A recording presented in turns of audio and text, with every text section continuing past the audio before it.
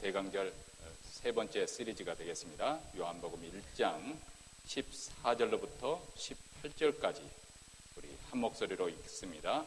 말씀이 육신이 되어 우리 가운데 거하심에 우리가 그 영광을 보니 아버지의 독생자의 영광이요 은혜와 진리가 충만하더라.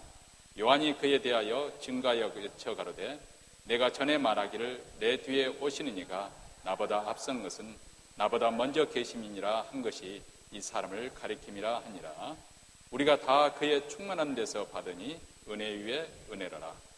율법은 모세로 말미암아 주신 것이요 은혜와 진리는 예수 그리스도로 말미암아 온 것이라.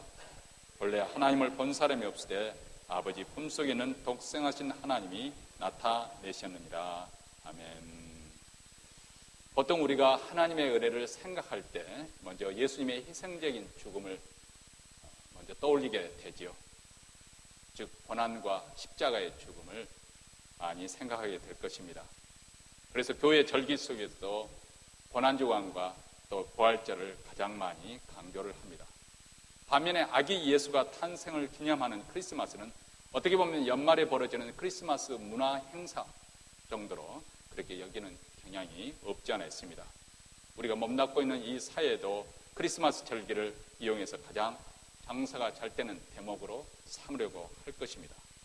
이렇게 상업적이고 또 세속적인 영향을 받다 보니까 우리 믿는 사람들도 그저 흥겨운 크리스마스 절기 정도로 넘어가려는 그런 성향이 없지 않아 있습니다.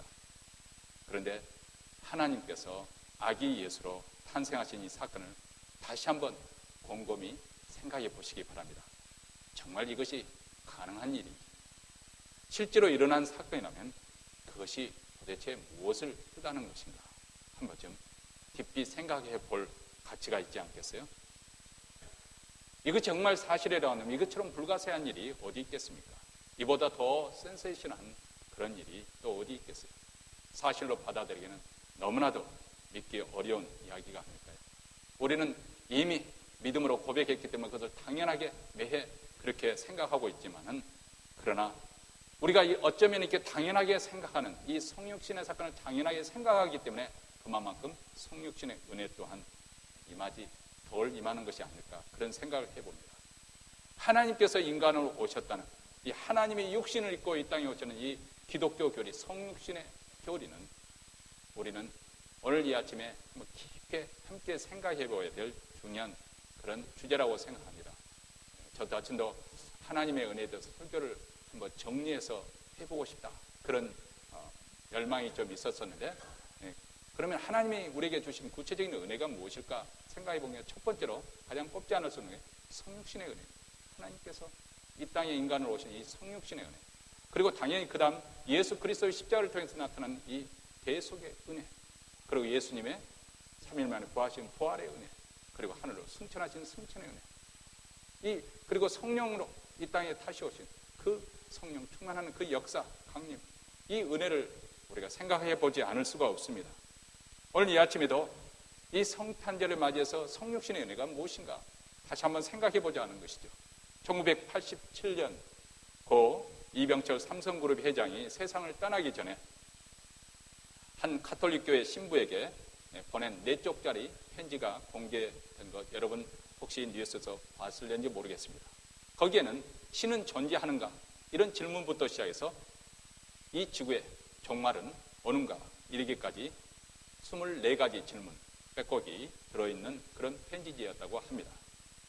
이 질문에 대한 답변을 하기 위해서 철학자 김용규 씨가 최근에 100만장의 마지막 질문, 그러니까 질문 타이틀만, 이게 그 책 제목만 보면 참 재밌을 것 같은 책인데 막상 읽어보면 좀 철학적인 이야기가 들어가 있는, 철학적인 논리로 하나님의 증명에서부터 시작해서 이 세상 모든 이병철 씨가 하는 그런 질문을 답변하니까 어떤 분에게는 좀 만만치 않은, 그러나 치매 방지용으로는 딱 좋을 만한, 머리 훈련하기는 딱 좋을 만한 그런 책입니다. 특별히 제가 좀 기독교적인 변론, 변증에 관심 있는 분들에게 적극적으로 보내드리고 싶습니다. 그 책에 이런 다음과 같은 내용이 나옵니다. 기독교가 제시하는 하나님은 과학과 학문을 통해서 이론적으로 또 실험적으로 증명할 수 있는, 그리고 파악할 수 있는 분이 아니다는 것이죠. 그분은 무한하신 분이기 때문에 어떻게 자연과학으로 규명할 수가 있겠어요? 그래서 무신론자들이 우리 자연과학으로서는 신을 알지 못한다고 주장하는 그 말이 전적으로 옳다는 것이죠. 왜냐하면 기독교라고 하는 그들이 상상하고 있는 그런 신 우리가 믿는 것이 아니기 때문에 그렇습니다. 만약 신을 이런 분이라고 그 어떤 것으로 규정할 수가 있다면 그 신은 더 이상 기독교가 섬기는 신이 아닙니다. 그냥 무신론자들, 요즘 특히 리차드 누구죠? 리차드 하여간 요즘 무신론자들 가장 앞선 그 사람이 있는데 그 사람이 만들어진 신, 그래서 한국에도 번역이 돼서 아주 날개 돋친 책이 잘 이렇게 팔린다고 합니다. 근데 그 사람들의 그 논리적인 오류가 무엇이냐 하면은 그들은 기독교가 주장하는 성경에서 말씀하는 그 하나님에 대해서 연구하지도 않고 그저 기독교는 이런 신이겠거니 하고 자기들이 만들어 놓고 그런 신은 없다. 저자 김영규 씨는 기독교는 그런 신을 믿지 않는다는 거예요. 이게 완전히 자기들이 만들어 놓은 그 신을 가지고 부정하는 그것이 허수아비 오리아라고 그렇게 말을 합니다. 우리 기독교가 섬기는 하나님은 그 어떤 것으로 그분을 한정하거나 규정될 수 없는 무한자이고 그래서 그분은 만물의 궁극적인 원인이 되십니다. 그리고 그래서 그분에게 이름을 붙일 수가 없는 것이죠. 이것은 무슨 말씀이냐면 이 세상에 존재하는 그 모든 이 존재물은 다 이름이 우리가 붙일 수가 있습니다. 그렇죠. 사람이든지 아니면 동물이든지 토끼든지 사과든지 바나나든지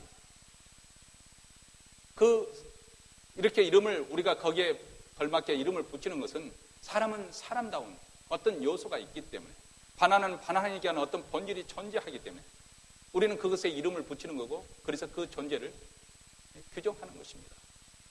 예를 들어서 겉이 노랗고 속이 하얗고 길쭉하게 생겼다. 이것이 바로 바나나다. 이름을 붙이는 것이죠. 근데 이렇게 우리가 바나나로 그 이름을 딱 붙이는 그 순간 또 한 가지 전제되는 사실이 있는데 바나나가 아닌 또 다른 것들이 존재한다는 거예요. 당연한 말이죠. 그렇죠? 여기에 마이크로폰을 이렇게 마이크로폰을 인간이 만들어서 이름을 딱 붙이면 여기에 마이크로폰이 존재하는 것이고 마이크로폰이라고 이름 붙인 이것이 존재하는 것이고 그리고 마이크로폰 이외의 것 다른 것들이 이 세상에는 분명히 존재한다는 거예요. 이 마이크로폰뿐만 아니고 우리가 생각하는 우주라는 것이 굉장히 크고 광대하지 않습니까? 그래서 우리가 그 우주로 이름을 딱 붙이면은 두 가지로 존재한다는 거죠. 하나는 우주가 존재하는 것이고 우리가 이름을 지어서 규정하는 우주로 존재하는 것이고 우주가 아닌 그 어떤 것이 또 존재한다는 것이죠. 이론적으로 그렇다 그 말입니다. 논리적으로 철학적인 논리를 얘기하는. 그렇기 때문에 이 세상에 그 어떤 존재하는 것을 가지고는 그것이 만유를 전부 포함할 수 없는 것이기 때문에 전부를 포함할 수 없기 때문에 그것이 궁극적인 원인이 될 수 없다는 것이죠.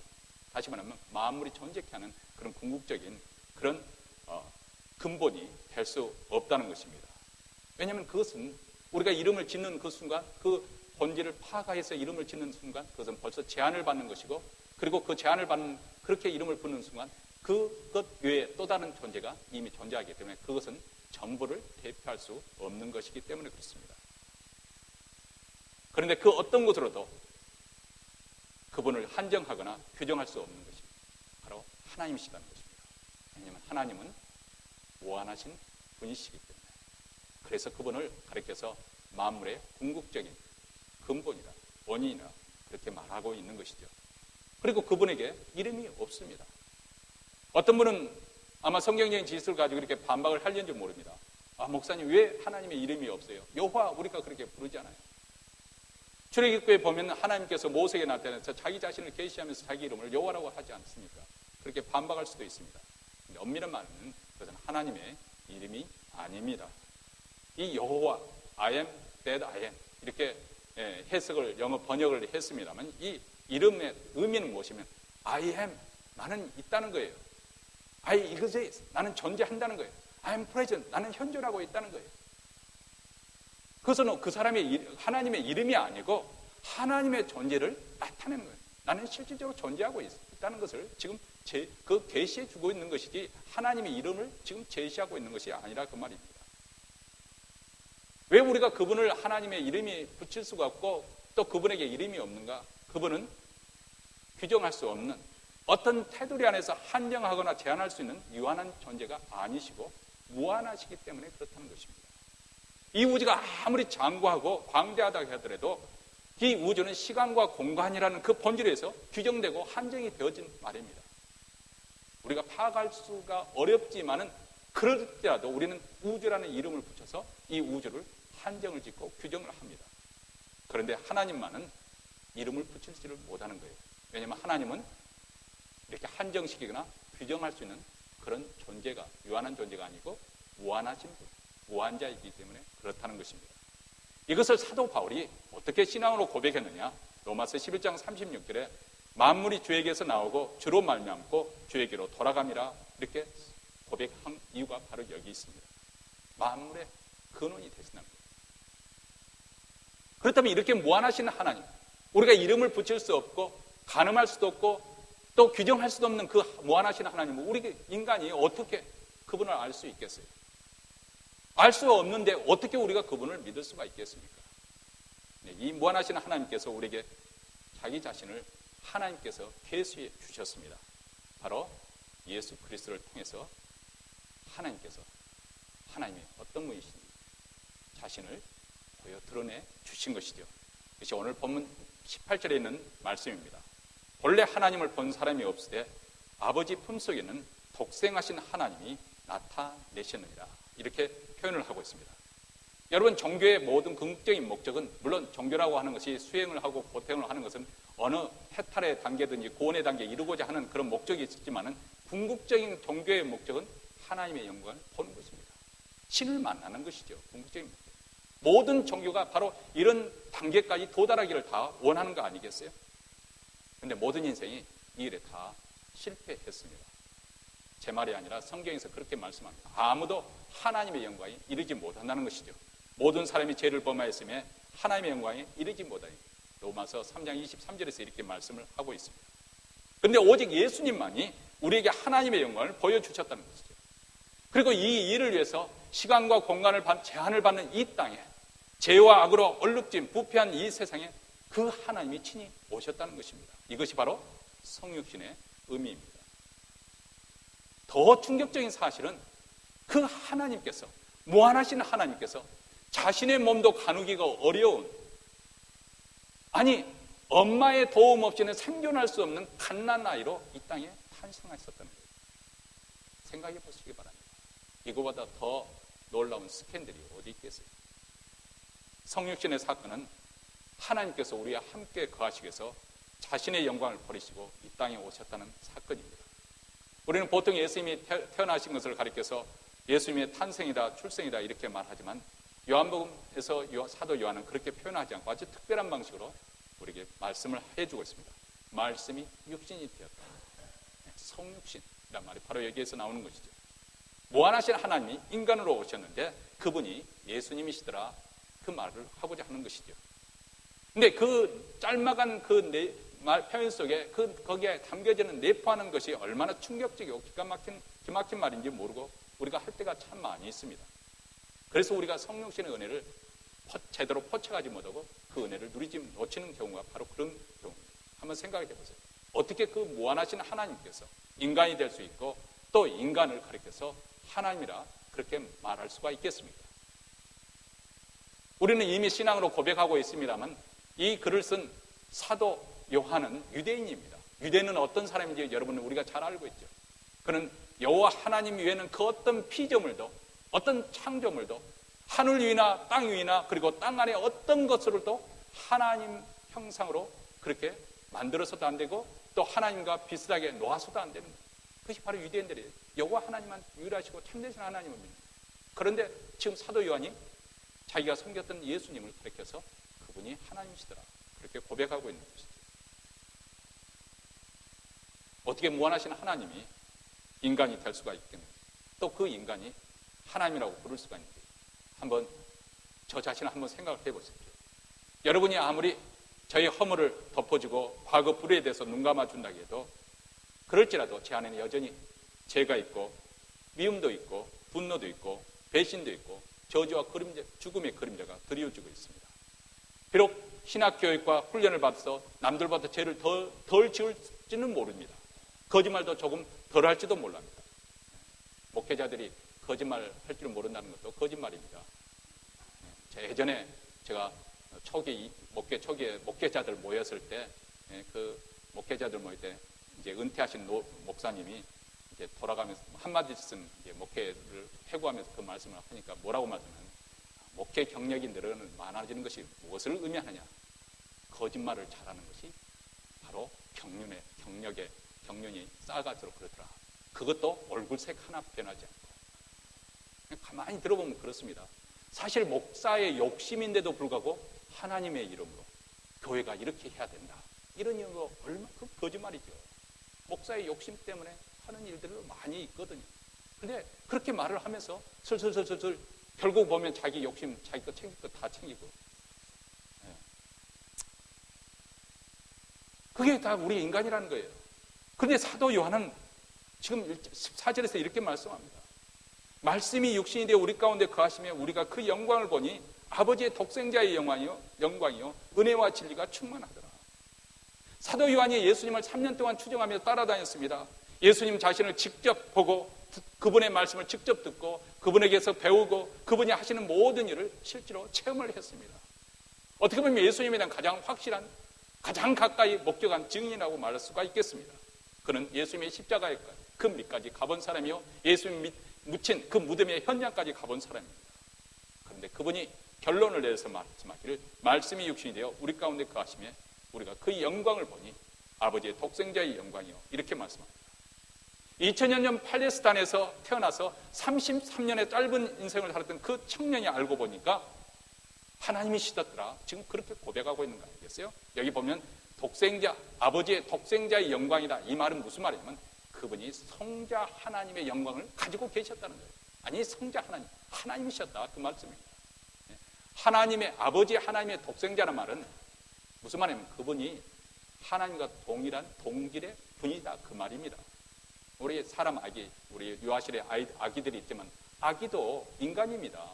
뭐 아기라고 해서 인간이 아니나요? 그냥 아기도 인간이에요. 그렇죠? 자식을 낳으면 그 자식도 나와 닮은 동질의 이 사람이죠. 여기도 마찬가지예요. 아버지 하나님이 가지고 있는 이 독생하신 아들이 누구냐? 바로 아버지와 같은 똑같은 하나님이다. 동질의 하나님이다. 우리가 하나님의 독생자는 말을 쓸 때 우리가 빨리 생각해야 될 것 중에 하나는 그분은 신성을 가지신 하나님이시다. 그 표현을 그렇게 하는 것입니다. 근데 이 분이 바로 우리 가운데 가운데 영광 가운데 거하셨다. 이 거하신다, 이 거하심의 이 단어는 원래 우리가 생각하는 장막을 치다, 텐팅, 그것을 의미합니다. 이것은 우리가 장막을 친다 하면 우리가 빨리 연상이 되는 거 있죠. 그래서 이스라엘 백성의 광야에서 구약성에 보면 하나님께서 모세에게 장막을 만들라 구체적으로 지시를 하잖아요. 그 장막이 우리가 잘 아는 바와 같이 성막, 해막이라고 부르는 거죠. 그리고 하나님께서 명하신 대로 모세가 그 장막을 열 때 그 장막에 뭐가 나타났어요? 하나님의 영광이 임하였습니다. 빽빽한 구름 가운데 하나님의 영광이. 이 빽빽한 구름 가운데 이 셰키나 구름으로 그렇게 영광이 임하였다는 것은 뭐냐면 하나님께서 친히 이스라엘 백성들과 함께 하신다는 것을 상징적으로 보여주는 거예요. 하나님의 임재를 보여주는 사건입니다. 예적 이스라엘 백성들이 하나님께서 그 해막에 나타남으로 하나님의 영광이 그 백성 가운데 나타내 보여주신 것처럼 예수님께서 이 땅에 오셨는데 그분이 바로 하나님의 영광 가운데 우리 백성들과 거하셨다. 지금 표현을 그렇게 사도 요한은 하고 있습니다. 그런데 그 영광이, 그 독생하신 아들의 영광이 내포된 두 가지 것이 있는데 은혜와 진리다. 그렇게 말씀을 하고 있습니다. 우선 첫째로 은혜가 무엇인가? 은혜는 대가 없이 주어지는 호의. 이것에 대해서 우리가 좀 알기 쉽게 표현하면 옛날 왕의 행렬이 지나갈 때 되면은 모든 사람들이 그 앞에 땅바닥에 그대로 엎드리고 고개도 들지 못하죠. 함부로 들고 일어나서 가까이 접근했다가는 어떻게 되겠어요? 뒷감당이 안 되는 거죠. 왕이 가까이 나갈 수가 없어요. 근데 왕을 접촉할 수 있는 찬스가 간혹 어떤 사람에게는 이루어집니다. 다른 예를 들어 왕이 민정시찰을 하기 위해서 평민복을 입고 서민들에게 이렇게 서민 차림을 하고 돌아다니는 그런 경우예요. 그래서 그들과 함께 대화도 하고 식사도 같이 하고 또 손도 잡아주고 뭐 이렇게 그 접촉이 일어나잖아요. 그리고 이야기 듣다 보면 인생의 고민도 들어보고 문제가 무엇인지 또 그 가정의 애로사항도 들어보고 그 다음날 보니까 뭐가 딱 달라진 거예요. 그분과 알고 보니까 왕이더라. 그게 바로 이제 옛날 이야기 가운데 나오는 거 아니겠어요? 어느 날 이렇게 가서 보니까 그분이 왕이더래요. 그러면 뭐라고 말하나요? 그렇게 내 문제도 다 해결해 주는 사람이 딱 알고 보니까 왕이더라. 그 앞에 그 사람이 왕인 거 밝혀지면 뭐라고 말합니까? 연속 사극에 잘 보신 분들은 금방 답변이 나올 텐데, 성은이 만극하나이다. 성은이, 임금의 은총, 은혜가 끝이 없습니다. 다시 말해 임금의 마음이 움직이기만 하면은, 그 시대는 그랬잖아요. 왕이니까 임금의 마음을 사기만 하면은 모든 것이 다 문제가 해결되는 거죠. 은혜, 그 임금의 따뜻한 말 한마디에도 감격이 가지고 성은이 만극하나이다. 제가 하나님의 은혜가 무엇인가 하는 것을 조금 이해를 돕기 위해서 그렇게 예화를 둔 것입니다. 하나님께서 우리에게 내가 그럴 만한 어떤 자격이 있는 것도 아니고 어떤 대가를 치른 것도 아니에요. 그런데 하나님께서 조건 없이 내게 베풀어 주시는 호의, 더 쉽게 이야기하면 무조건적인 사랑을 은혜라고 말하는 것입니다. 영원한 사랑, 제한이 없는 사랑, 이것을 하나님께서 우리에게 주신다는 거예요. 예수님께서 들려주신 선한 사마리아의 비유가 여기에 우리가 좀 더 이해를 도울 수 있는 그런 말씀이라고 생각합니다. 어떤 유대인이 장사를 하기 위해서 길을 가다가 그만 강도들을 만났어요. 강도들이 거의 죽을 만큼 두들겨 맞고 말이죠. 모든 것을 다 강탈당하고 말았습니다. 그렇게 피를 흘리며 쓰러져 있는데 아무도 도와주지 않는 거예요. 자기 갈 길만 바쁘게. 심지어는 종교인들, 제사장들과 레인들도 그냥 바쁘다는 핑계로 자기 갈 길만 가는 거예요. 그때 멸시받던 한 사마리아인, 유대인들에게 멸시받던 한 사마리아인이 그 길을 가다가 신음소리에 그를 발견했습니다. 가까이 보니까 엉망진창이에요. 그래서 불쌍한 마음에 기름과 포도주를 꺼내서 그 상처를 씻어주고 붕대로 감아주고, 그래서 자기 나귀에 태워서 여관으로 데려갑니다. 그리고 여관에게 말합니다. 이 사람에 드는 모든 비용은 내가 감당하겠습니다. 돈을 지불하고 난 다음에, 그리고 혹시 이보다 더 많은 치료기간이 더 많이 되면 내가 돌아오는 길에 갚겠습니다. 선한 사마리아 사람이 왜 이렇게 했을까요? 나중에 한몫 보려고? 그게 아니죠. 왜요? 불쌍한 마음, 불쌍한 마음, 궁일이 여기는 마음, 자비와 궁일의 마음에서 그를 돌봐주는 것이죠. 어쩌면 우리 인생도 이전에는 강도를 만난 사람들과 같았습니다. 마귀의 공작에 넘어가서 죄 지면 재밌는 줄 알고 죄에 빠져들어가지고, 죄는 그렇습니다. 특성이 뭐라고 했어요? 죄는 한번 죄를 지면 죄의 종이 된다 했어요. 마치 부축간에 끌려가는 소가 곧들매에 끌려가지고 부축간에 가서 자기 죽기까지 끌려가는 것이 바로 죄의 특성이라고 했습니다. 죄의 싹은 사망입니다. 마귀를 만나서 다 뺏기고 엉망진창의 인생이 되어버리고 말았습니다. 이대로 보면 꼼짝없이 죽을 수밖에, 멸망당할 수 있는 그런 운명이었습니다. 섬한 사마리아인처럼 우리 주님이 다가오셔서 우리를 구원해 주셨습니다. 죄의 상처를 다 씻어주시고 아무런 요건도 없이 용서해 주시고 회복시켜 주시고 교회로 인도해 주셔서 필요한 모든 것을 다 공급해 주시는 것이죠. 이것이 바로 주님의 은혜입니다. 그래서 누구든지 주님을 만나기만 하면 눈물이 쏟아지는 것입니다. 눈에 보이는 어떤 것을 받지 못해 혜택을 받지 않는 것 같지만은 주님을 만나기만 하면 그 은혜가 깨달아지고 그 사랑이 깨달아지는 것이죠. 여러분, 성경에 보면 많은 죄인들이 예수님께 나오잖아요. 그 가운데 특별히 마리아라는 그 동네에 행실이 좋지 않은 여인의 이야기를 여러분 잘 알 것입니다. 어느 날 예수님께서 시몬이라는 그 바리새인에게 초대를 받았어요. 근데 이 시몬이라는 사람이 예수님을 환대하기 위해서 초대한 것이고 예수님을 시험하고자 그렇게 제대로 환대를 하지 않은 거예요. 예의에 벗어난 그렇게 대접을 했습니다. 어쨌든 식사 시간이 있어. 그 당시 유대인들은 식사 시간이 되면 이렇게 옆으로 이렇게 다리를 길게 뻗고 누워 있지 않습니까? 이렇게 다리를 해서. 근데 그 동네에서 형실이 가장 나쁜 여인 한 여인이 다가와서 예수님을 이렇게 누워 계신 예수님을 보더니 막 눈물이 쏟아져요. 걷잡을 수 없는 눈물이 쏟아져요. 눈물이 한참 쏟아져 정신을 보니까 자기 눈물에 예수님의 발을 적시고 너무 죄송스럽고 항송해가지고 얼른 엎드려서 자기 머리털을 풀어서 예수님을 닦아요. 그리고 난 그 발에 향유를 부었습니다. 다른 사람들은 그 여인에게 다 미쳤다고 했지만 그 여인이 그런 사랑을 쏟아본 이유가 있습니다. 왜 그랬을까요? 주님이 누구신지를 알았기 때문에.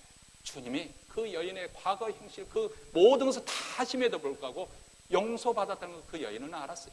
많이 용서를 받았기 때문에 주님을 많이 사랑하는 것입니다. 오늘 성도들도 마찬가지예요. 이 성육신의 은혜를 받으면 그만큼 우리가 주님을 사랑하는 것이, 그만큼 헌신하게 되는 것이죠. 우리 삶의 변화가 왜 일어나는 이 은혜를 접촉할 때 일어나는 거 아니겠어요? 사도 요한은 예수님의 영광 가운데서 바로 이 은혜를 발견한 것이죠. 은혜를 깨달은 사람은 그대로 있을 수가 없는 것이죠. 예수님의 영광에는 또 다른 진리가 있습니다. 진리는 사실, 진실이라는 그런 단어죠. 거짓이 없고 과정이 없고 속임수가 없다는 거예요. 우리 인간은 뭐 자기는 양심대로 산다고 하는 것 같지만은 전혀 그렇지 않을 때가 많습니다. 한번 면밀하게 정말 엑셀로 딱 찍어서, 아니면 요즘에는 뭐 동영상 같은 게 있으니까 항상 한번 찍어서 한번 검사를 해보세요. 사람들에게 말할 때도 말이죠. 사실대로 말하는, 내가 사실대로 말하는 거예요. 그런데 자기가 말하고 싶은 이야기만 하는 것이지, 분명히 그 사람이 여기서부터 여기까지 말했는데 자기가 말하고 싶은 그 부분만 딱 뽑아가지고 아무개가 이렇게 말했어요. 이게 자르고 다하고 빼고 뒤틀고 그래서 말을 전하는 거 아니겠어요? 대부분 그래요. 그렇게 말을 합니다. 대부분 다. 의도가 있으니까, 자기의 의도가 있습니다. 근데 우리 주님은 거짓, 사심이 없어요. 이 세상 비즈니 하는 사람들 그 좋을지도 다 그렇다는 건 아닙니다. 혹시 오해하지 마십시오. 뭐 우리가 다 죄인인데 뭐 그 사람들만 좋을지도 속임수가 다 조금씩 있습니다. 예전에 우리 시골에서 제가, 시골이 아니죠. 어렸을 때 어머니 따라 시장에 가는 거. 시장에 가면 참 재밌잖아요. 제가 제일 좋아하는 건 어시장, 그 물고기들 보는 재미 따라가고 그랬었는데 말이죠. 어쨌든 그 시장에 가면은 곡물을 파는 곳에 갔잖아요. 그러면 어렸을 때 지금도 기억에 남는 게 뭐냐면 뭐 실강이를 하잖아요. 더 줘요. 그러면 그냥 처음에는 이 대라는 게 있잖아요. 거기다가 막 뭐 하여간 될 수 없는데 쑥이 주는 거예요. 그럼 그거 다 주느냐 하면은 뭐죠? 그 뭐 일주광으로 싹 깎잖아요. 근데 그것도 아니고 엄지손가락 확 집어넣어가지고 또 빼내죠. 그렇게 하면서 그리고 지어주는 거예요.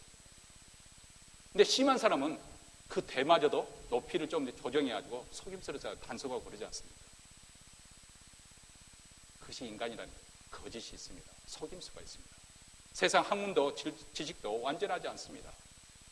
과학자들이 자기 이론을 수정하고 회귀하는 이유가 무엇이에요? 그것이 진리가 아니기 때문에 그렇습니다. 그런데 예수님의 얼굴은 진리입니다. 진실입니다. 사도 요한이 예수님의 영광을 보니까 더 이상 진리를 찾아서 방황할 필요가 없는 거예요. 인생의 문제를 해결하기 위해서 더 이상 보행하거나 수행할 필요가 없는 거예요.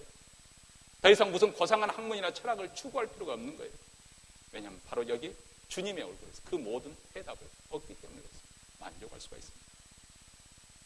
자기 영혼을 충만하게 할 수 있는 진리를 거기서 발견한 것이죠. 그리고 이 진리 때문에 오늘 죽어도 여한이 없는 것입니다. 그래서 순교자가 있는 것입니다. 예수님이 진리 그 자체이십니다.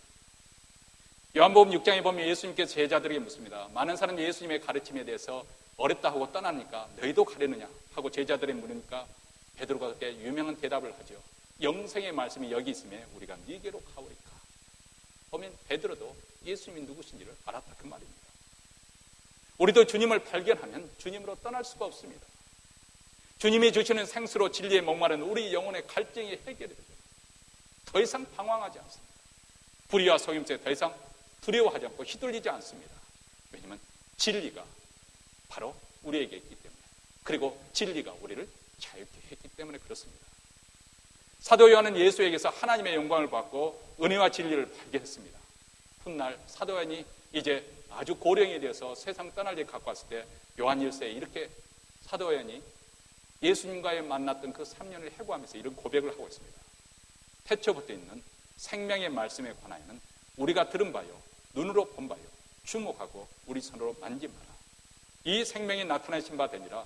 이 영원한 생명을 우리가 보았고 증거하여 너에게 전하노니 이는 아버지와 함께 계시다가 우리에게 나타내신 바 된 자니라.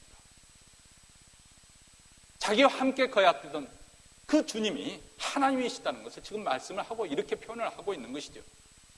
그래서 덥수룩한 머리와 수염을 하시고 남루한 옷을 입으시고 덥고 먼지 나는 그 팔레스타인 그 땅을 샌들을 신고 터벅터벅 걸어다니면서 때로는 사람들에게 업신여김을 당하시고 배척도 당하고 미움도 당하셨지만 천국 복음을 전파하시면서 가난한 자에게 그들을 긍휼히 여기시고 또 병든 자를 고쳐주시고 그렇게 살았던 그 예수 그리스도, 그 주님을 볼 때마다 사도 요한은 목이 메었고 눈물이 났습니다. 감동이 됐습니다. 왜냐하면 예수님의 정체를 알았기 때문입니다. 하나님이 어떻게 저렇게까지 낮아질 수 있는 것일까? 어떻게 저런 일이 가능할까? 생각할 때마다 그 가슴에 은혜가 밀려오는 것이죠. 오늘 말씀 16절에 그 말씀을 하고 있잖아요. 우리가 다 그의 충만한 데서 받으니 은혜 위에 은혜라. 이 성육신의 은혜가 우리를 변화시키는 것입니다. 종교나 율법과 고형과 어떤 가르침이 우리를 변화시키는 거 아니에요. 우리 인간은 아무리 두드려도 인간의 타락한 본성이 있기 때문에 꼭 그 성질머리, 그 성깔이 나오게 되어 있습니다. 제가 대표적인 포변이잖아요. 찔르면 나오게 되어 있어요. 성령 충만하지 않는 이상 인간은 아무리 고상하게 인격적이고 교양이 많고 어떻다 하더라도 결국 보면은 다 나오게 되어 있습니다. 그런데 오직 하나님의 은혜, 이 은혜와 진리, 이 은혜와 진리를 받은 자만이, 품은 자만이 진정으로 변화될 수가 있는 거죠. 그리고 은혜 위에 은혜를 받으면 세상 근심과 염려가 다 사라지고 자리 잡지 못하는 거죠. 심지어는 달콤하게 보였던 그 죄의 쾌락도 쓸개처럼 쓰디쓰게 느껴질 것입니다. 그리고 세상 후기 영화도 한없이 더덥게 느껴지게 될 것입니다. 얼마 전에 제 딸이 이제 무릎 수술을 하고 좀 힘든 가문인데 제 아내하고 며칠 전에 학교에 픽업으로 병원에 신방 가다가 이제 시간이 좀 안 돼서 먼저 픽업을 해야겠다 갔습니다.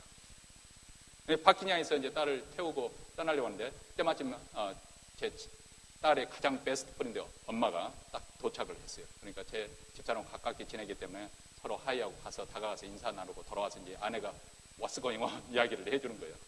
그래서 이제 이런 이야기 저런 이야기 하다가 이제 유니스 괜찮아 하면서 이번 크리스마스 뭐 할 거냐 그래서 제 아내가 집에 있을 것이다.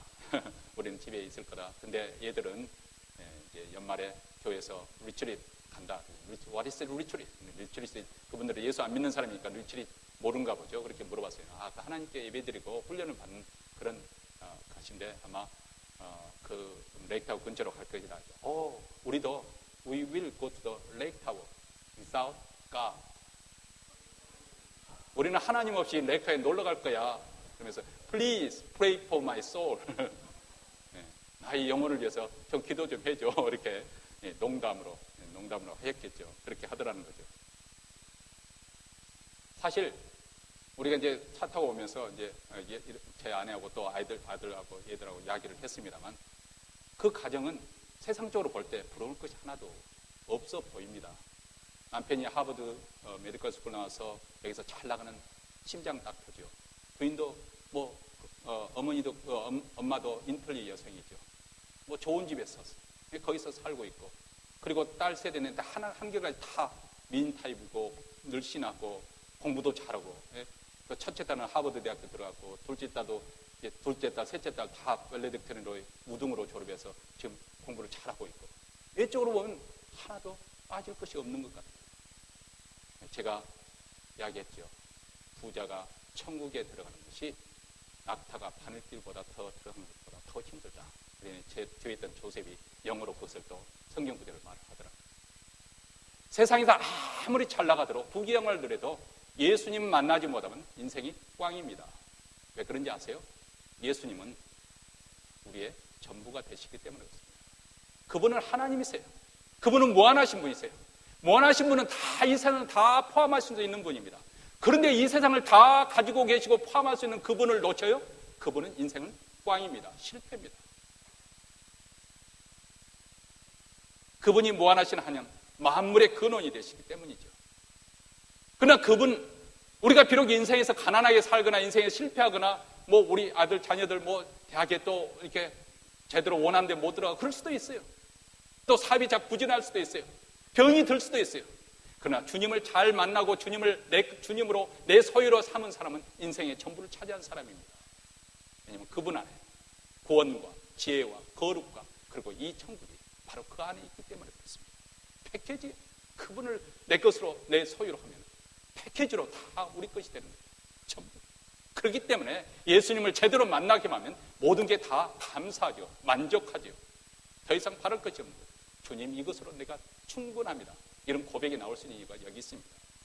이건 사람만이, 은혜 받은 사람만이 할 수 있는 고백입니다. 이런 이야기가 있습니다. 옛날 어떤 나라에 전쟁이 일어났어요. 급기야 왕이 왕궁을 버리고 시골로 잠시 피난을 갔습니다. 농부의 옷을 갈아입고 신하 몇몇 사람과 함께 어느 마을에 몰래 숨어 들어갔어요. 거기에 사는 한 농부가 이 낯선 길손들을 잘 영접했습니다. 숙식을 제공해 잘 대접해줬어요. 아무래도 농부 옷을 입었지만은 뭔가 좀 달랐다 느낌이 있어서 그랬는지는 모르겠어요. 어쨌든 변장을 한 왕과 신하들이 며칠 동안 거기서 잘 묵고 난 다음에 나라 정세가 회복되어서 왕은 황궁하게 되었습니다. 왕궁으로 돌아오는 왕이 그 농부가 자기의 차례 대접해 준 것에 대해서 너무 기특해서 농부를 왕궁으로 불러들였어요. 농부가 고기를 들라 해서 들어보니까 바로 누구예요? 얼마 전에 길선으로 이렇게 잘 대접해 봤더니 그 사람이 왕 영상에 딱 안 되는 거예요.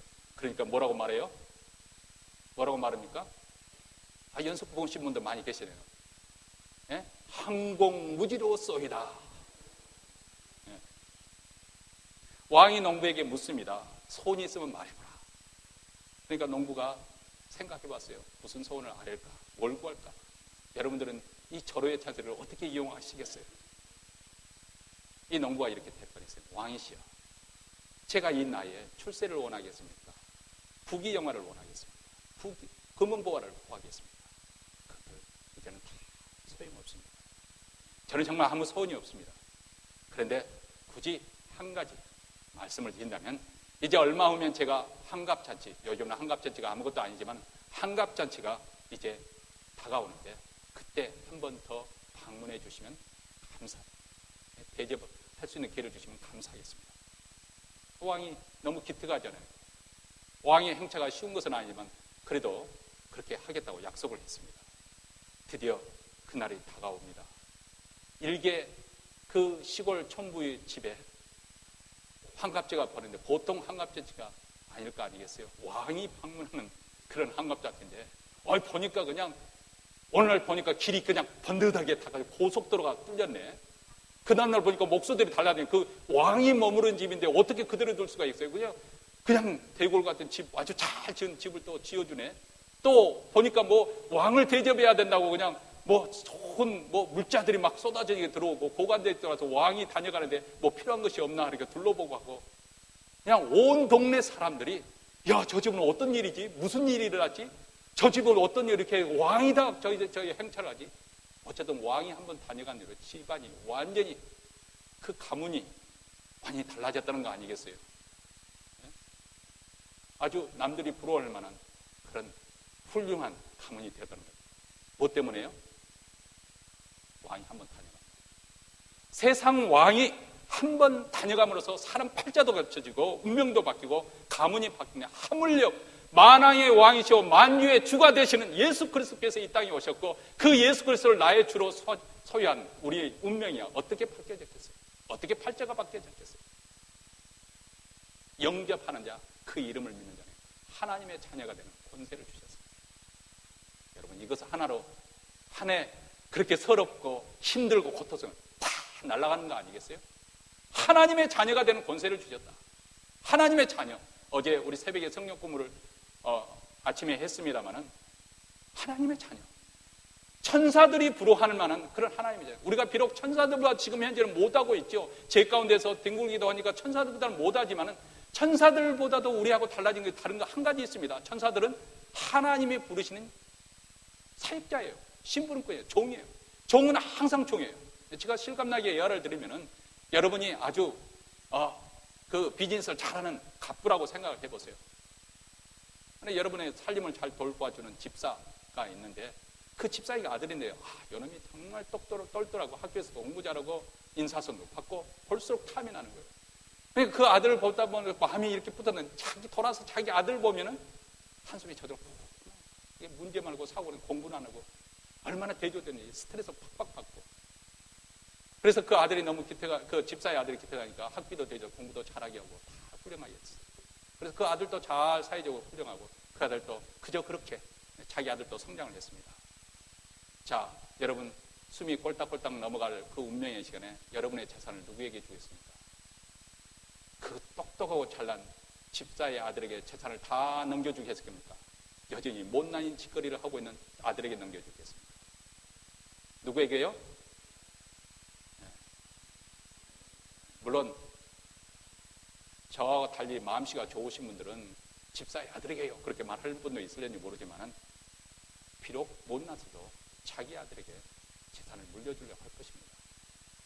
우리가 비록 못나서도 천사들에게 하나님 나라의 유업이 가는 것이 아니고 우리에게 하나님께서 예수님과 함께 유업을 주시겠다고 우리 주님께서 말씀하십니다. 누구든지 예수님을 영접하면 하나님의 자녀가 되고 그분의 충만한 은혜를 받게 될 것이고 그리고 우리도 그분처럼 그러기 때문에 은혜와 진리 가운데 살아가게 될 것입니다. 사랑하는 성도 여러분, 성육신의 은혜, 이 은혜를 2주와 한 주 동안 깊게 묵상하실 수 있게 되기를 바랍니다. 그래서 그분의 그 은혜가, 그분의 그 진리가 내 삶 속에 충만하게 이루어지기를 주의 이름으로 축원합니다. 기도하겠습니다.